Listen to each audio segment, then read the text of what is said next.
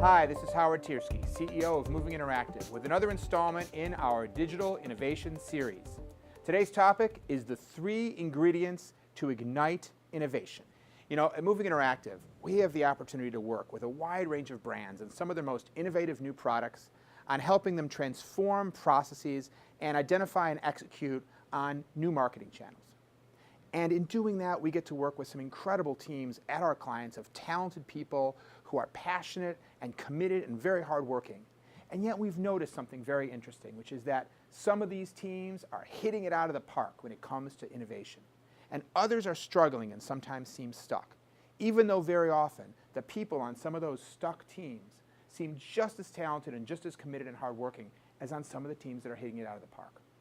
And given that vantage point of working with a lot of different teams, we've noticed some patterns, some things which differ between some of the teams which are successful and some of the teams which are struggling. And we try to take that knowledge and learning into all the things that we do here. And we've also tried to synthesize them down, maybe slightly simplify them, into the model that we're talking about today, which are the 3 ingredients to ignite innovation. And we'll start by creating a little analogy to those 3 ingredients to ignite innovation, and that is an analogy to fire. So we all probably know what are the 3 ingredients to create fire. I'll review them briefly. Number 1, you need fuel, something for the fire to consume. Number 2, you need oxygen so the fire can breathe. And number 3, you need a spark, something to get that fire going in the first place. And we find that when it comes to innovation, similarly, we have 3 specific areas that we need to focus on to make sure the environment is right for that innovation. And they're kind of analogous to those 3 aspects of fire. So what are they? The first one I want to talk about is the spark of innovation. What's the spark of innovation? You know, it's a clear, focused objective. The human mind is an incredible creative machine. It delivers new ideas best when it has a very specific problem to solve. We've seen teams who are told, you know, invent Web 3.0 as it pertains to our company, or figure out what is the next innovation space that we need to move into. These are very difficult problems for the brain to grasp. On the other hand, when teams are told, here's a particular market space we're going after, we're trying to create a product that solves this problem for this type of customer, these types of clear objectives and even clear specific outcomes that that team's supposed to deliver are what really help create that clear, focused spark that helps enable innovation. And a corollary to that clear outcome is clear and complete constraints. So what do I mean by that? Whenever you're trying to solve a problem, there are sometimes constraints that whatever solution you come up with has to be tested against. For example, there may be legal or regulatory constraints. Your company may have contractual obligations which constrain them in one way or another. You may have branding issues which constrain you in one way or another. You want to get all those constraints out on the table. Why? Because you want to be able to tell a team, you know, any solution that you come up with that solves this outcome, solves this problem, and does not violate this set of constraints is fair game. We don't want to unnecessarily constrain innovation, of course. We don't want to pile on constraints that aren't needed. But when there are true constraints that a solution that violates simply isn't going to work, isn't going to be acceptable, it's important to get those out on the table. There's nothing more frustrating and demoralizing to a team that's trying to be innovative, to come up with a solution that really seems promising, only to be told it's impossible because there are unstated constraints. Allow them to free their imagination by knowing what is the goal and what are all the constraints that they have to be able to meet or to avoid.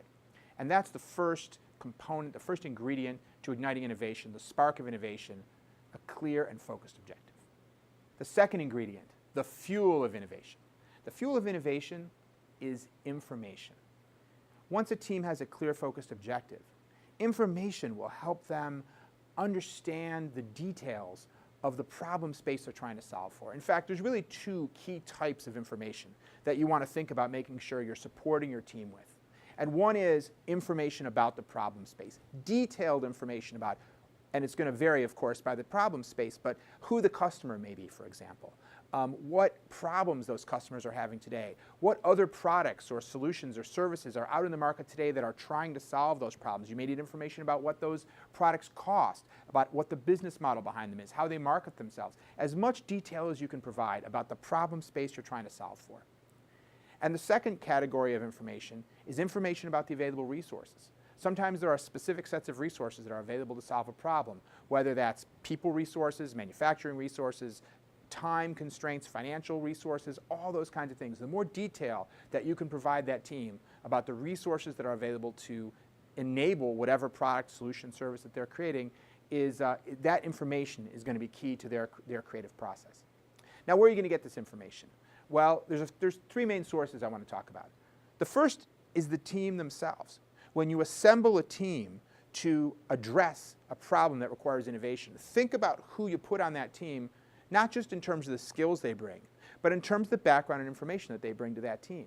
You may be able to discover that you can fill a lot of the information needs of that team by simply having the right people in the room. And if those people then engage, just by having them on the team, you have that information at least available individually to the members of the team. And if you can engage them in a collaborative way, that information is then available to everybody on the team. The second source of information is research. And let's start by talking about secondary research. When we work on innovation projects, our goal is to scour the universe and find what is all these sources, be they analyst reports, government reports, other kinds of data that may be available, things that are in the press and the media, whatever will help support that team in those different types of information we're looking for that may be available via often easily to find secondary research. And then the last is primary research. There's no replacement for spending time, for example, with the customer, for observing how they use your current product, for observing how they use competitive products, for talking to them, for understanding their needs, and then for doing things like building prototypes and testing those prototypes. So primary research, secondary research, and the knowledge and experience of your team. Three key sources of information, and that information then being the fuel to help ignite innovation. So we've talked about the spark of innovation, that clear, focused objective. We've talked about the fuel of innovation, the information that the team needs. So what is the last part? What is the oxygen of innovation? The oxygen of innovation is freedom. Now, what do we mean by freedom? People are naturally free. You give them a clear objective, and the human imagination is naturally wants to run free and try to solve that problem. Children, in particular, are especially free. Yet, adults, particularly adults in corporate environments, often have certain barriers to really allowing themselves to be as free in their imaginative thinking as is useful in an innovation process, both in thinking about possible solutions and in thinking about how to bring those solutions to market. So anything we can do to try to take those barriers to freedom out of their way is going to be productive and helpful to the innovation process. So let's talk about three main barriers that we see. The first barrier to freedom is fear. Fear of what? Mostly fear of failure. Fear of failure, fear of looking foolish. Whenever we work on something that's innovative, new things don't always succeed. And it's very helpful in those companies that are able to create a culture and a mindset that views failure as a tool and a step toward success rather than something punishable, or that one specific failure means failure from the whole team or the whole project. Fear of failure can hold people back from coming up with that possibly crazy idea that may just be the thing that turns the company around or turns the product line around or opens you to whole new markets. So try to remove that fear of failure as much as you can from your team. The second type of freedom I want to talk about is freedom from patterns or assumptions. We approach almost anything with a set of assumptions about how things probably will work, whether that's how we typically bring products to market, how we typically price products, how we typically manufacture products, how we typically market products, the ways in which we even measure the success or effectiveness of a product. And while many of those things may be right, some of those assumptions may not necessarily be true and may be holding your team back from seeing the full potential solution space that they might otherwise see. So how do you free people from those patterns and assumptions? Two quick ideas. One is by simply stating them, by simply asking the team to brainstorm, what are all the assumptions that we're operating under here? And many of those assumptions may prove to be correct, but some of them may prove to be not necessary. And by getting them out and making them stated, you have the opportunity to question them. Another is to, one of the things we do often when we have innovation workshops is put people in unfamiliar environments, put people on unfamiliar teams. We use music, we use different kinds of exercises, we use physical activity, we use asking people to change roles in a team to try to shake things up and to try to encourage injecting into a process people who may not have those assumptions because they may not have the same experience. And that gives someone the opportunity to question those assumptions, and as I said before, it may turn out that all of those assumptions aren't necessarily true. So it's freedom from patterns and assumptions. So let's talk about one more way of creating that sense of freedom on your innovation team. It's the tool of faith. When a team truly believes that they have the capacity to deliver the innovation that you're looking for. It's transformative. It makes a huge difference in terms of frankly, their ability to actually do it. And so how do you achieve that? How do you give them that faith? You know, there are a couple of simple things you can do. Sometimes it can be very influential just to have someone very senior in the organization, the CEO or some other divisional president, telling this innovation team that that person believes in them, points out why that team has been brought together with a particular combination of skills and talents, and identifies the fact that he has faith in their ability to deliver. That can be very meaningful. Another approach is to remind the team of their past success. If this is a team that's worked together for a period of time, simply putting their heads back in all the victories they've had in the past can help increase their sense of faith that they can achieve and can succeed in whatever innovation challenge they have in front of them at the moment. And sometimes you just have to try to psych a team out. I'll tell you a story that I love, a well-known story about a particular consumer electronics company, manufacturer of, among other things, LCD panels. And at the time, there was a strong desire by the marketing group within that company to try to create thinner and thinner types of LCD displays. And the engineers within that company had tried, and they'd pretty much said, look, you know, there's a certain limit to how thin an LCD display can be, the physical characteristics of the plastics or whatever it may be, and there's just a physics limitation. And really, we've gotten these LCD panels to be just about as thin as they can be, and they really can't be made much thinner with today's materials. And that was something that was almost accepted until all of a sudden they received some, let's call it competitive intelligence, that one of the other consumer electronics manufacturers, one of their competitors, had succeeded in creating an LCD panel that was over 30% thinner than anything else that was on the market. So the engineers within this company, initially they were astounded. How is this possible? How could this be done? And then, you know, they started to think about it. And they got together and they spent a few weeks and they came up with what they thought must be the answer. They said, if they have figured out a way to get it to be that thin, there's only one way it could be done, and it's this way. And they identified that, or they prototyped it, and it turned out that, yes, actually that works. And they were able to make plans to put something into production so that they could be ready and maybe not be quite at the same time, but be competitive with this other company that had already figured it out. And once they got to that point, they got a new piece of competitive intelligence.